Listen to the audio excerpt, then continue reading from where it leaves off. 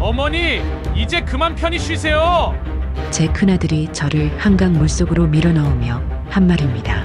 30년간 새벽 4시부터 밤 10시까지 김밥 천국을 운영하며 두 아들을 의사와 변호사로 키워낸 어머니에게 말이죠. 하지만 저는 그들이 전혀 예상하지 못한 비밀을 가지고 있었습니다. 58세 식당 사장의 통쾌한 역전극 함께 들어보겠습니다. 저는 최순자입니다. 올해 58세죠. 30년 동안 이 동네에서 김밥 천국을 운영해 왔습니다.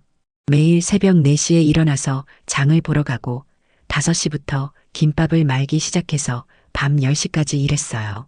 손목은 늘 아프고 허리는 구부정하게 굽었지만 그래도 행복했습니다. 제가 이렇게 악착같이 일한 이유가 있어요. 바로 두 아들 때문이었죠.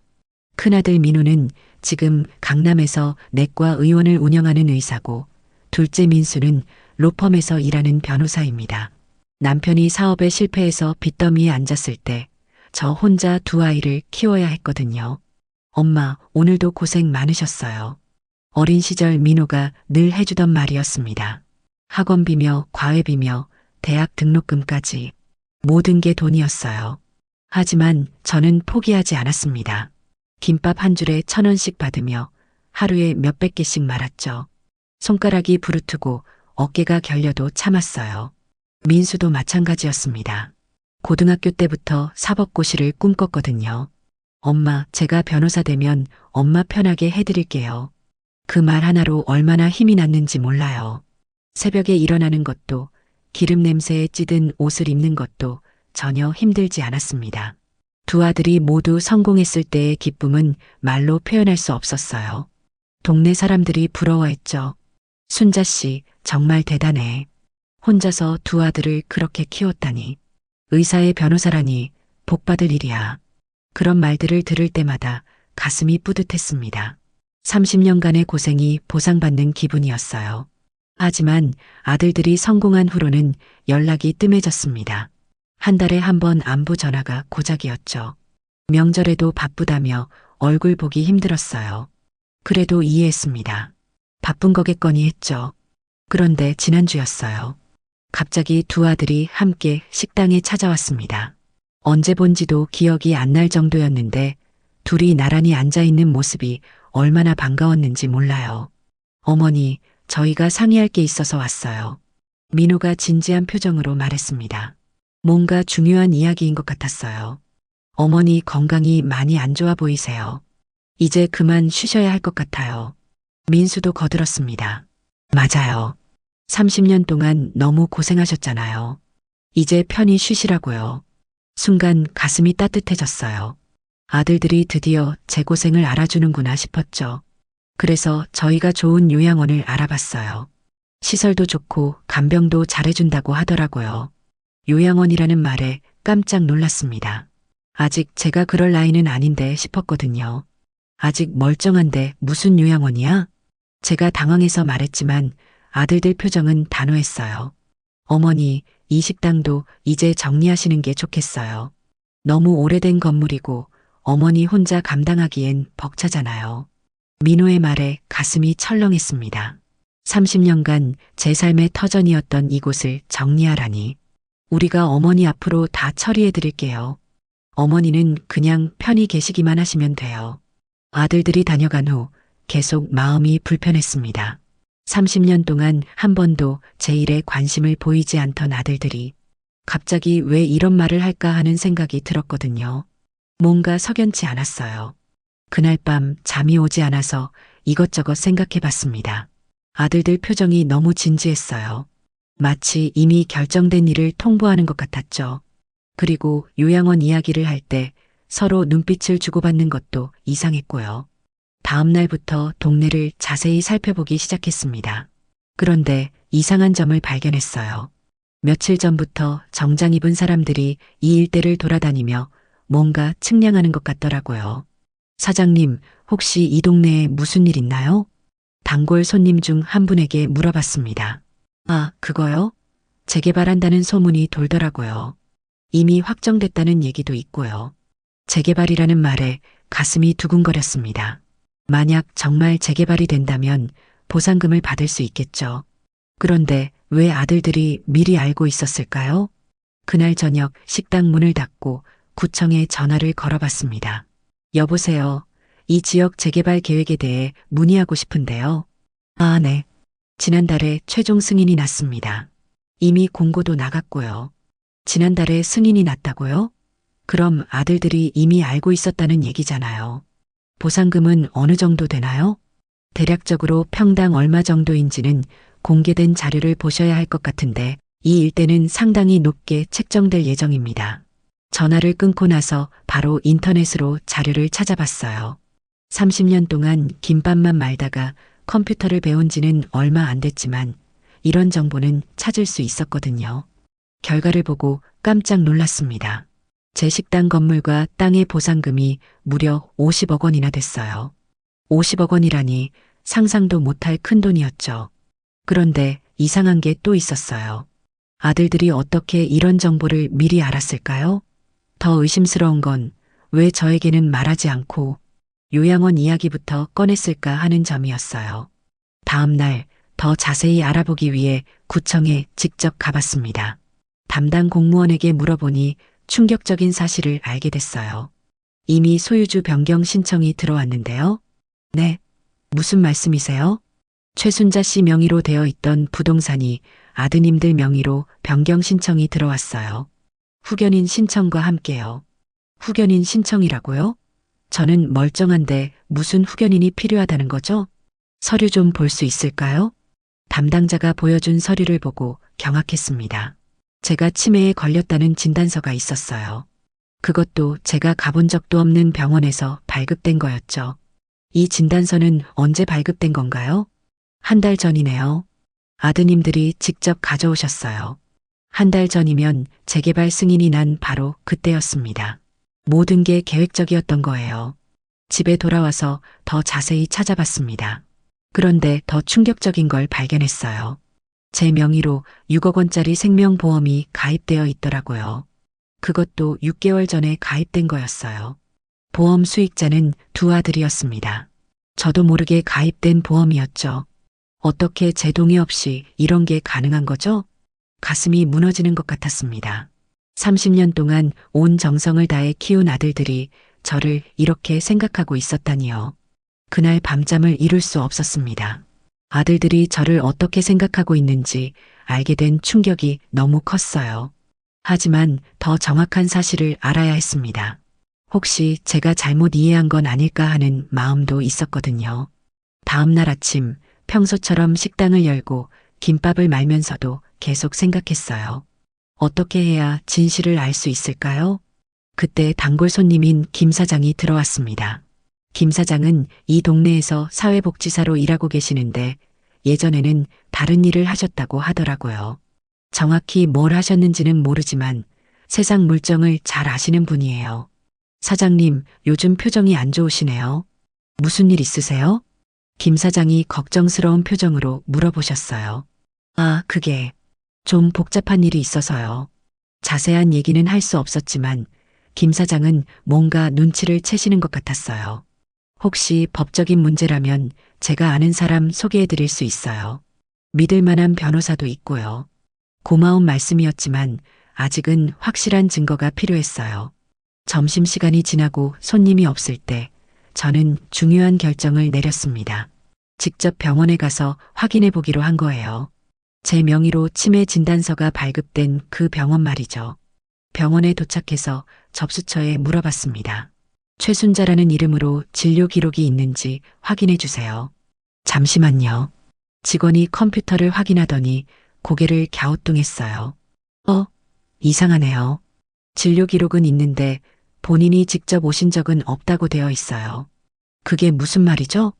가족분이 대신 와서 상담을 받으시고 진단서를 발급받아 가셨다고 나와 있네요. 역시 제 예상이 맞았어요. 아들들이 저 없이 와서 가짜 진단서를 만든 거였습니다. 그 진단서 발급 과정이 정상적인 건가요? 일반적으로는 본인이 직접 와서 검사를 받아야 하는데 이 경우는 좀 특이하네요.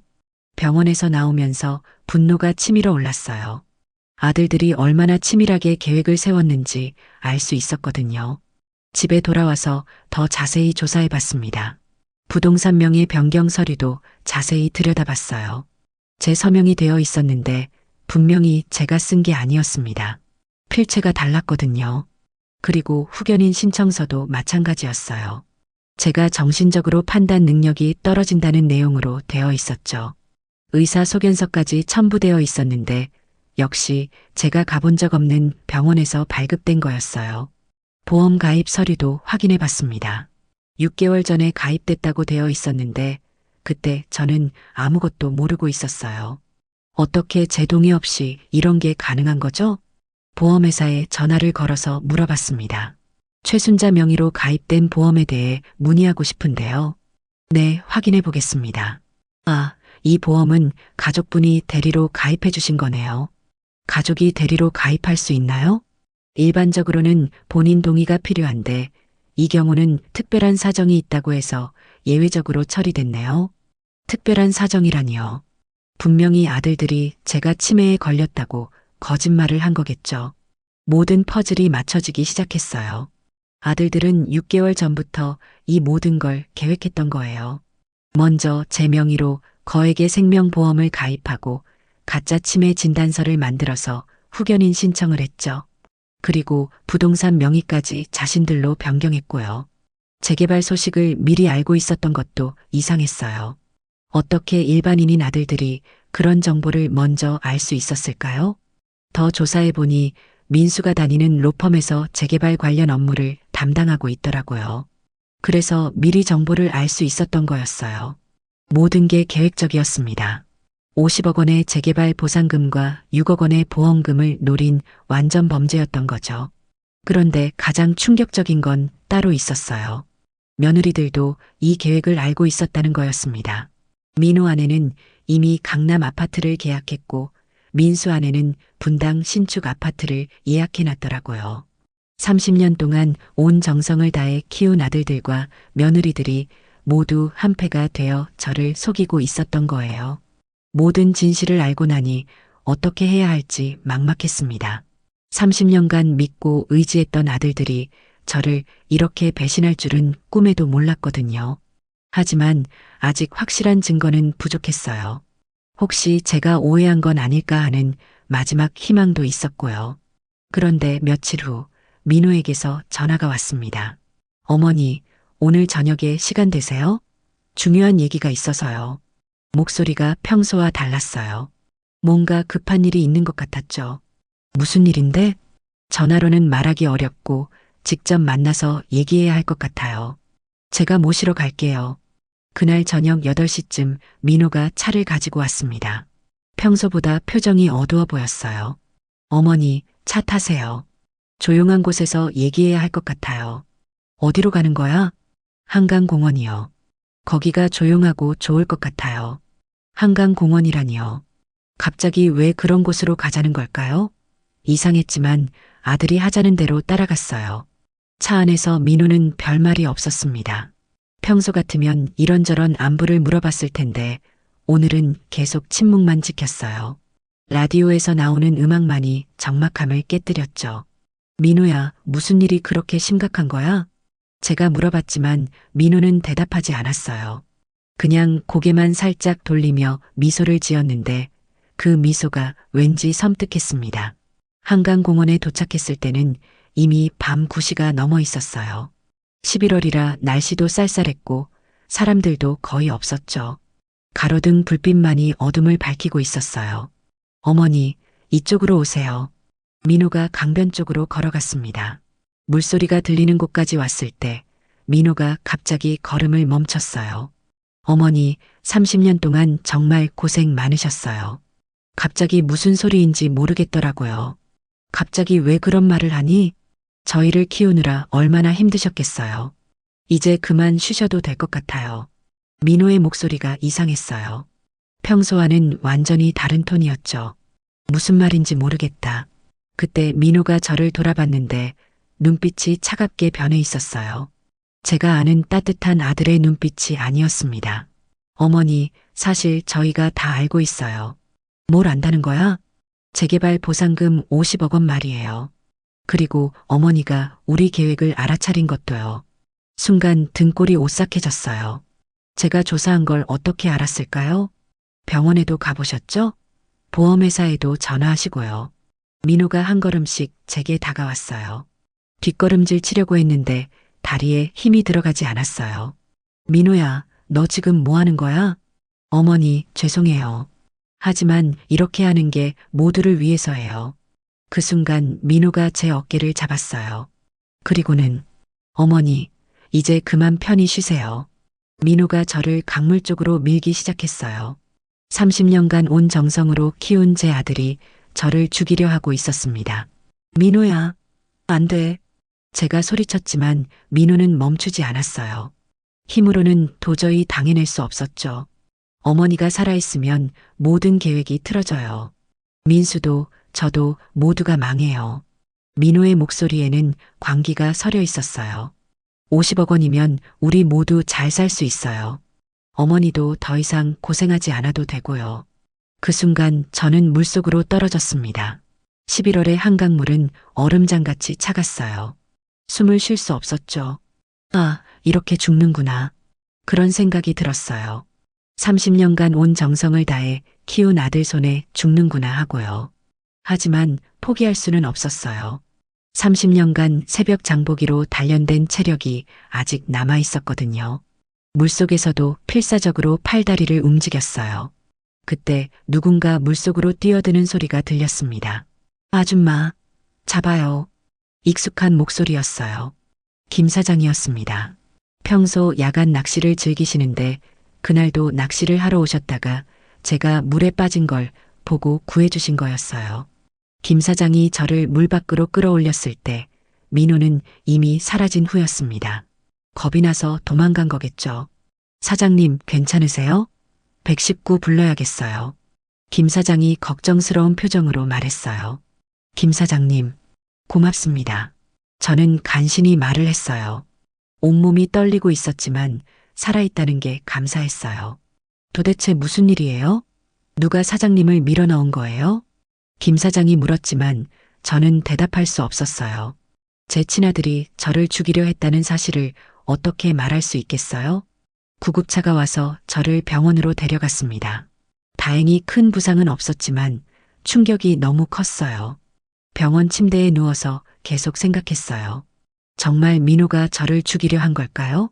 아직도 믿기지 않았어요. 하지만 민호의 마지막 말이 계속 귓가에 맴돌았습니다. 50억 원이면 우리 모두 잘 살 수 있어요. 30년간의 사랑과 헌신이 한순간에 무너지는 기분이었습니다. 병원에서 하룻밤을 보내고 집에 돌아왔을 때 저는 완전히 다른 사람이 되어 있었어요.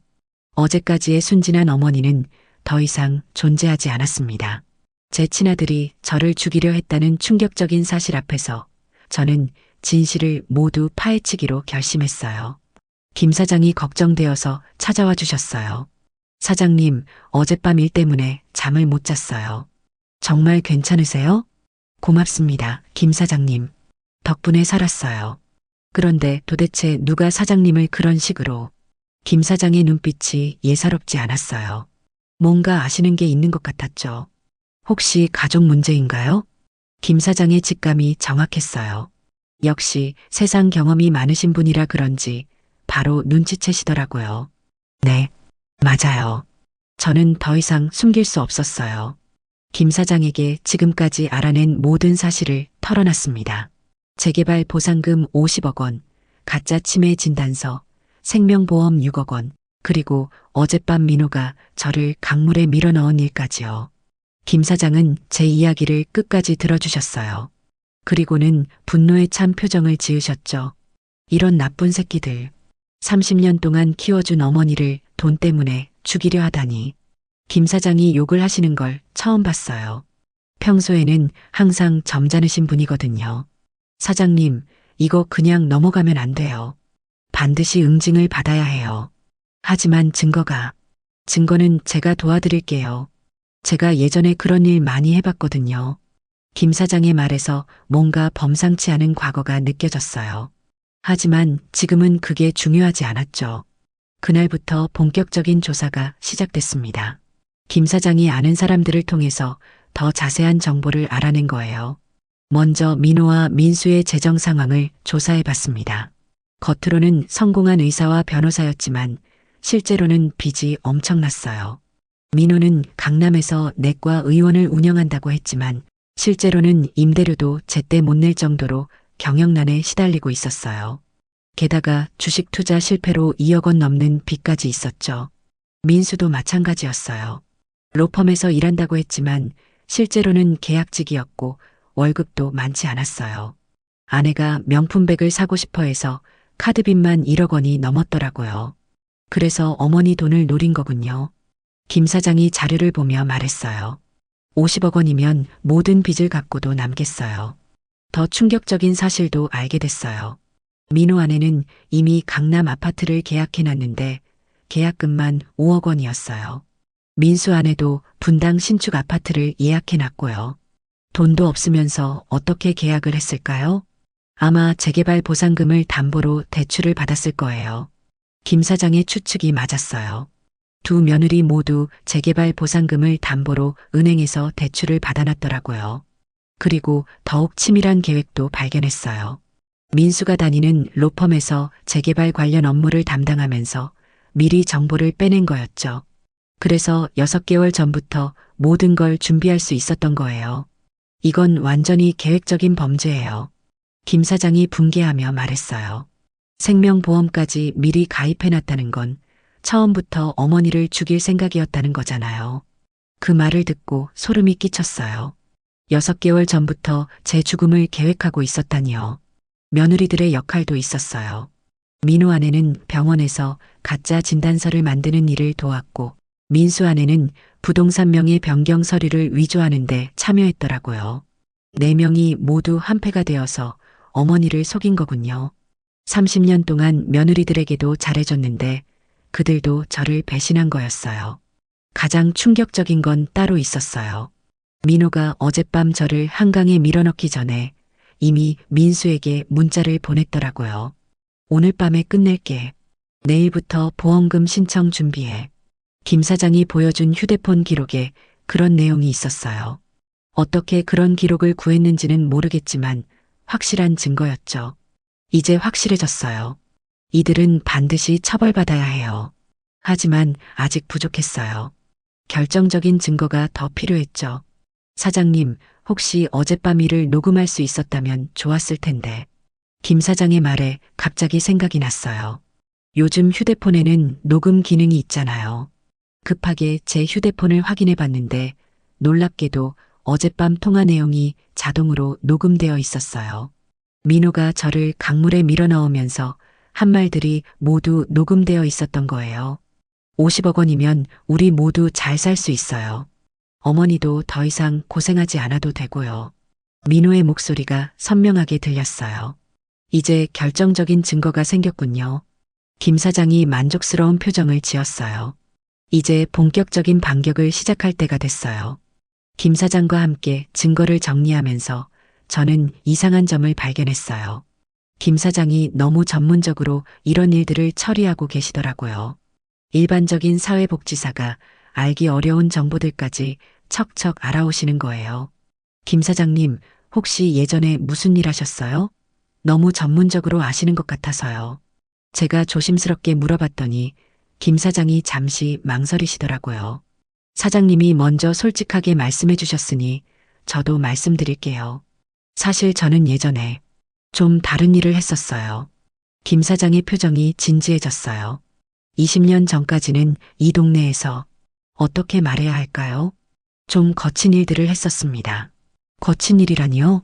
갑자기 이해가 됐어요. 김 사장의 체격이나 말투에서 느껴지던 묘한 카리스마의 정체가요. 혹시? 네, 맞아요. 조직에서 일했었어요. 하지만 지금은 완전히 손 뗀 지 오래됐고 사회복지사가 된 지도 10년 넘었습니다. 김 사장이 솔직하게 말씀해 주셨어요. 그때 배운 게 있어서 이런 일들을 처리하는 데는 경험이 있어요. 하지만 지금은 합법적인 방법으로만 도와드릴 거니까 걱정하지 마세요. 오히려 안심이 됐어요. 이런 복잡한 일을 혼자서는 도저히 해결할 수 없었을 테니까요. 그런데 사장님도 숨기고 계신 게 있으시죠? 김 사장이 의미심장하게 웃으며 말했어요. 저는 뭘 숨겨요? 30년 동안 김밥 천국만 운영하신 게 정말일까요?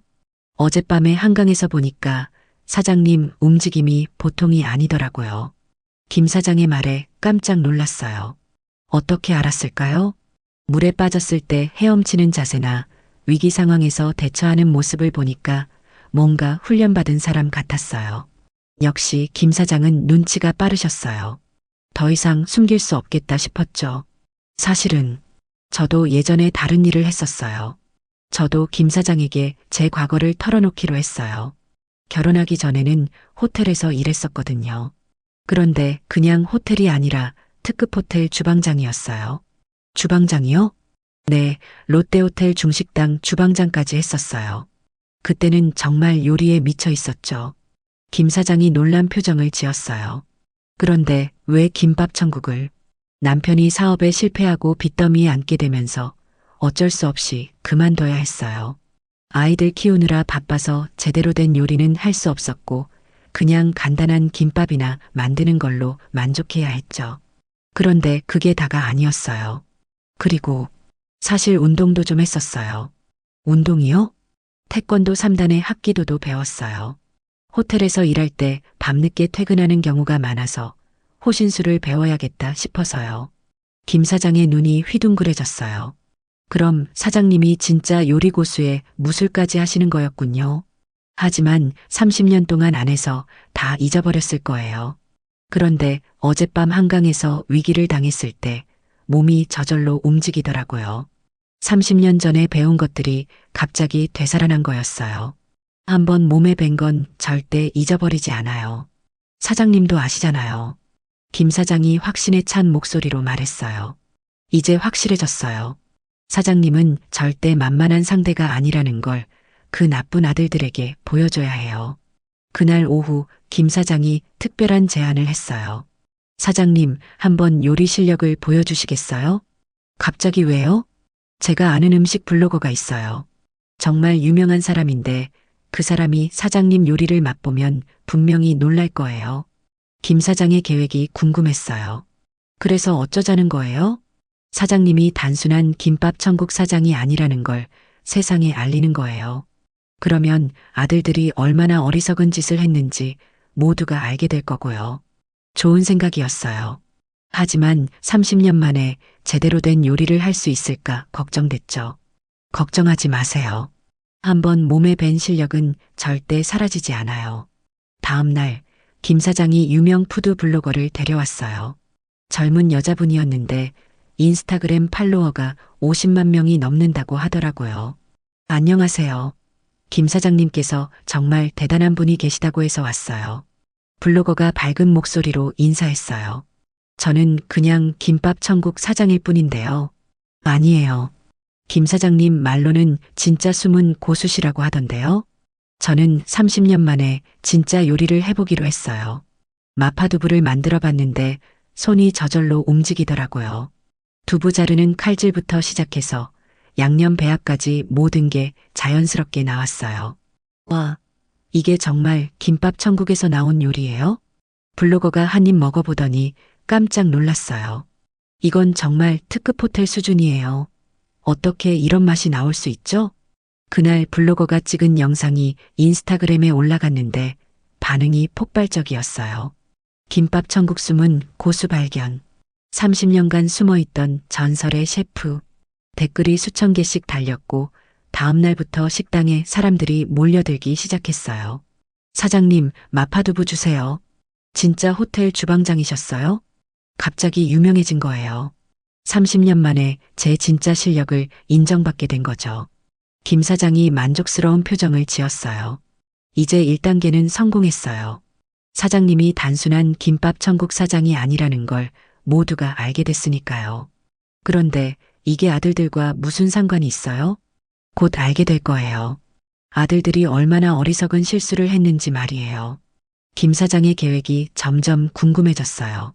하지만 일단은 30년 만에 제 진짜 모습을 되찾은 것 같아서 기분이 좋았어요. 그런데 그날 밤 민호에게서 전화가 왔어요.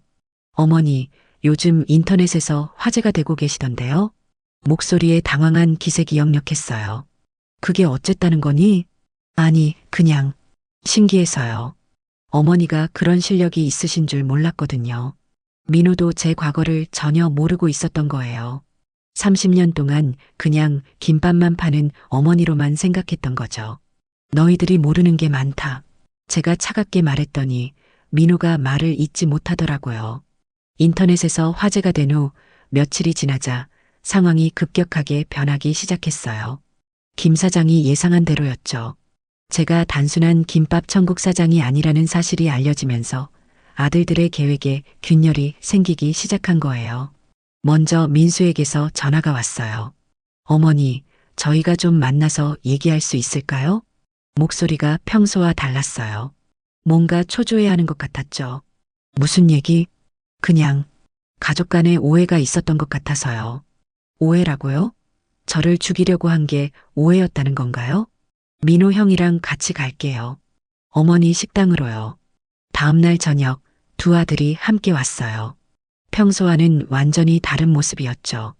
어색해하면서도 뭔가 간절한 표정들이었어요. 어머니, 요즘 정말 유명해지셨네요. 민수가 어색하게 웃으며 말했어요. 30년 동안 이런 실력이 있으신 줄 몰랐어요. 민호도 거들었죠. 너희들이 관심이 없었으니까 모르는 게 당연하지. 제가 차갑게 대답하자 두 아들의 표정이 어두워졌어요. 어머니, 혹시 저희한테 화가 나신 건 아니죠? 민수가 조심스럽게 물어봤어요. 왜 화가 나겠니? 그냥 요양원 얘기 때문에 기분이 상하신 것 같아서요. 아직도 모르는 척하고 있더라고요. 제가 모든 걸 다 알고 있다는 사실을 말이에요. 참, 그런데 너희들 요즘 어떻게 지내니? 경제적으로는 괜찮고? 제가 의미심장하게 물어봤더니 두 아들이 서로 눈빛을 주고받았어요. 네, 그럭저럭 잘 지내고 있어요. 민호가 대답했지만 목소리에 확신이 없었어요. 민호야, 의원 경영은 잘 되고 있니? 요즘 경쟁이 치열하다던데. 네, 그럭저럭요. 민수는 어때? 로펌에서 일하는 게 힘들지 않니? 괜찮아요, 어머니. 하지만 저는 이미 다 알고 있었어요. 두 아들 모두 빚더미에 앉아 있다는 사실을 말이죠. 그때 김 사장이 식당에 들어왔어요. 평소처럼 저녁 식사를 하러 오신 거였죠. 안녕하세요, 사장님.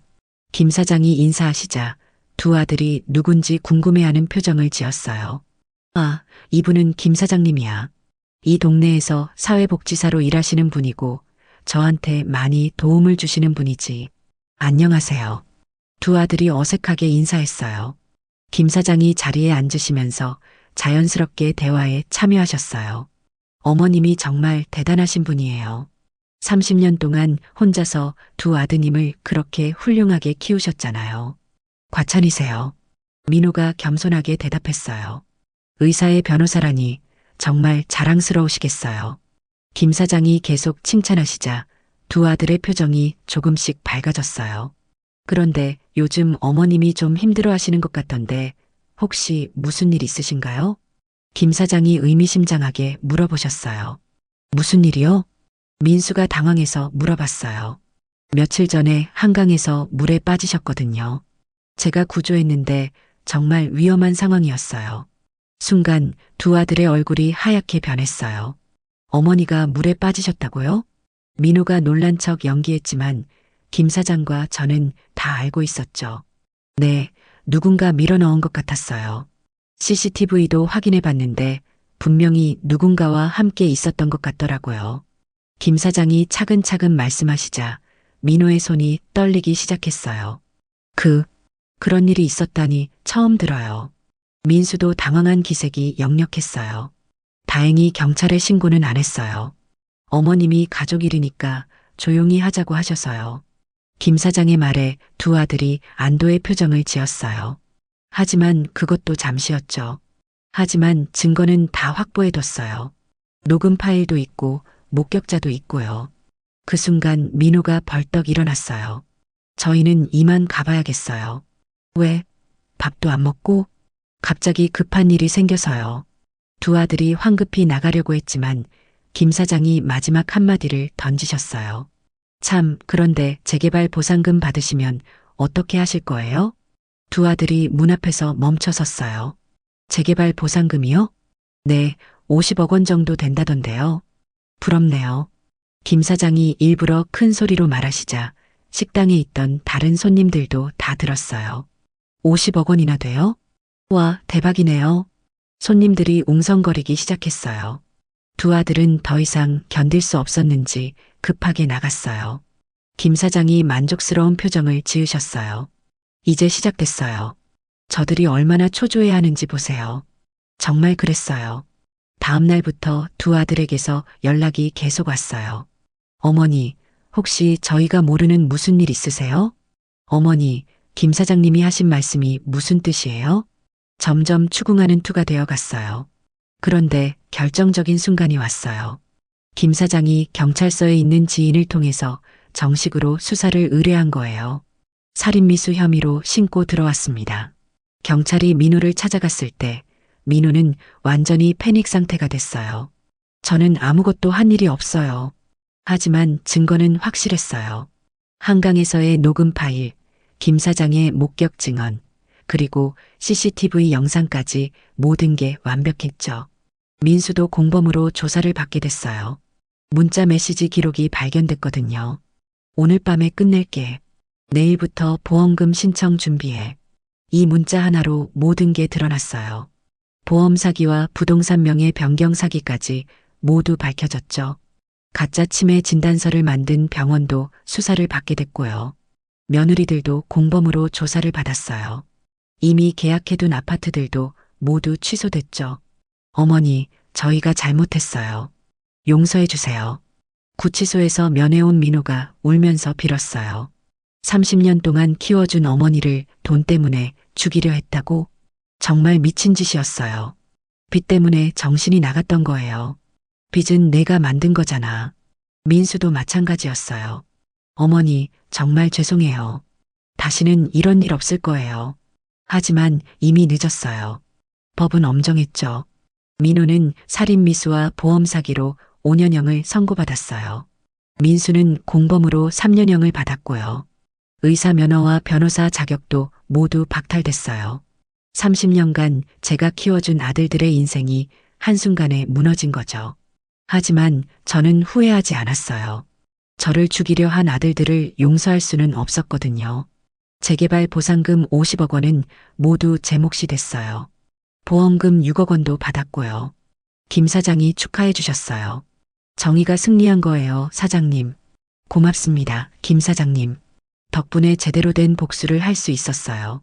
이제 새로운 시작을 할 때가 된 것 같았어요. 아들들이 법정에서 판결을 받고 교도소에 간 지 한 달이 지났어요. 처음에는 마음이 복잡했습니다. 30년간 키운 아들들이지만 저를 죽이려 했던 것도 사실이었거든요. 하지만 이제는 마음이 정리됐어요. 제 인생을 다시 시작할 때가 된 거죠. 재개발 보상금 50억 원과 보험금 6억 원, 총 56억 원이라는 거금이 제 통장에 들어왔을 때의 기분은 말로 표현할 수 없었어요. 30년 동안 김밥 한 줄에 1,000원씩 받으며 모은 돈과는 차원이 다른 금액이었죠. 김 사장이 조언해 주셨어요. 사장님, 이제 진짜 하고 싶었던 일을 하세요. 30년 동안 참고 살았으니까 이제는 사장님을 위해서 사세요. 정말 그랬어요. 이제 58세, 아직 늦지 않았죠. 먼저 강남에 고급 한식당을 열기로 했어요. 30년간 숨겨왔던 진짜 요리 실력을 보여줄 때가 된 거예요. 순자의 집이라는 이름으로 문을 열었는데 첫날부터 예약이 꽉 찼어요. 인터넷에서 화제가 된 전설의 김밥 천국 사장이 고급 한식당을 연다는 소문이 퍼진 거죠. 오픈 첫날 그 유명한 푸드 블로거도 왔어요. 사장님, 정말 대박이에요. 이 마파두부는 정말 예술이에요. 손님들의 반응이 폭발적이었어요. 이런 맛은 처음이에요. 정말 특급 호텔 수준이네요. 30년 만에 제 진짜 실력을 인정받는 기분이었어요. 더 놀라운 건 따로 있었어요. 제가 태권도와 합기도를 했다는 사실이 알려지면서 요리하는 무술, 고수라는 독특한 컨셉으로 더욱 유명해진 거예요. 어느 날은 진상 손님이 와서 행패를 부리다가 제가 합기도 기술로 제압한 영상이 SNS에 올라가서 화제가 됐어요. 58세 사장님의 화려한 액션. 이런 분이 진짜 멋있는 거죠. 댓글들이 폭발적으로 달렸어요. 몇 달 후에는 방송에도 출연하게 됐어요. 30년간 숨어있던 전설의 셰프 최순자 씨를 모셨습니다. MC가 소개하자 박수가 터졌어요. 사연이 정말 드라마틱하시네요. 두 아들을 성공시키기 위해 30년간 김밥 천국을 운영하셨는데 그 아들들이 네, 힘든 일이 있었지만 이제는 다 지난 일이에요. 저는 앞으로만 보고 살려고 해요. 방송 후에 더욱 유명해졌어요. 전국에서 사람들이 찾아왔고 예약도 몇 달씩 밀렸죠. 김 사장이 정말 기뻐하셨어요. 사장님, 이제 진짜 성공하셨네요. 다 김 사장님 덕분이에요. 혼자서는 절대 못했을 거예요. 아니에요. 사장님이 워낙 대단한 분이셨으니까 가능한 일이었어요. 그런데 더 큰 변화가 있었어요. 식당이 성공하면서 자신감이 생긴 거예요. 30년 동안 잃어버렸던 제 자신을 되찾은 기분이었죠. 새로운 사람들도 많이 만났어요. 같은 나이대에 성공한 여성 사업가들과 친해졌고 문화센터에서 서예도 배우기 시작했어요. 순자 씨, 정말 대단해요. 58세에 이런 성공을 하다니. 인생은 언제든 다시 시작할 수 있다는 걸 보여주셨어요. 새로운 친구들이 저를 인정해 주니까 더욱 힘이 났어요. 1년 후에는 체인점까지 내게 됐어요. 분당과 일산에도 순자의 집을 열었는데 모두 대성공이었죠. 직원들도 30명 넘게 고용하게 됐어요. 대부분 제 나이대의 여성분들이었는데 모두 열심히 일해주셔서 고마웠어요. 사장님, 저희도 사장님처럼 늦은 나이에 새 출발할 수 있다는 희망을 얻었어요. 직원들의 말에 뿌듯했어요. 어느 날 교도소에 있는 민호에게서 편지가 왔어요. 어머니, 정말 죄송합니다. 어머니가 이렇게 성공하시는 걸 보니까 제가 얼마나 어리석은 짓을 했는지 깨달았어요. 나중에 나오면 진심으로 사과드리겠습니다. 하지만 저는 답장하지 않았어요. 아직 용서할 마음의 준비가 안 됐거든요. 민수에게서도 비슷한 편지가 왔지만 역시 답장하지 않았어요. 2년이 지나자 제 이야기가 책으로도 출간됐어요. 58세, 다시 시작하다. 베스트셀러가 됐고 전국 강연도 다니게 됐어요. 나이는 숫자에 불과합니다. 언제든 새로운 시작이 가능해요. 제 강연을 들으러 오는 분들 대부분이 제 또래 여성분들이었어요. 저도 용기를 내서 하고 싶었던 일을 시작해 보겠어요. 사장님이 희망을 주셨어요. 그런 말들을 들을 때마다 보람을 느꼈어요. 지금 저는 60세가 됐어요. 30년 전 호텔 주방장이었을 때보다도 더 성공했고 더 행복해요. 김 사장과는 지금도 좋은 친구로 지내고 있어요. 가끔 함께 등산도 가고 문화센터 수업도 같이 듣죠. 사장님, 정말 멋진 인생 역전이었어요. 저도 처음에는 절망했었는데 이제는 감사해요. 그 일이 있었기 때문에 진짜 제 인생을 찾을 수 있었거든요. 30년간 참고 살았던 시간들이 이제는 소중한 경험이 됐어요. 그 모든 고생이 지금의 저를 만든 거니까요. 아들들이 언제 출소할지는 모르겠지만 그때가 되면 다시 생각해 볼 거예요. 하지만 지금의 저는 그 누구에게도 의존하지 않는 독립적인 여성이에요. 58세에 시작한 새로운 인생, 정말 만족스러워요. 오늘의 사연 어떻게 들으셨나요? 오늘의 사연이 여러분의 마음을 밝히는 작은 등불이 되었다면 감상 한마디 댓글로 부탁드립니다. 좋아요와 구독을 해주시면 여러분의 삶 곳곳에 행복이 찾아올 것입니다. 귀한 시간 내주셔서 감사합니다.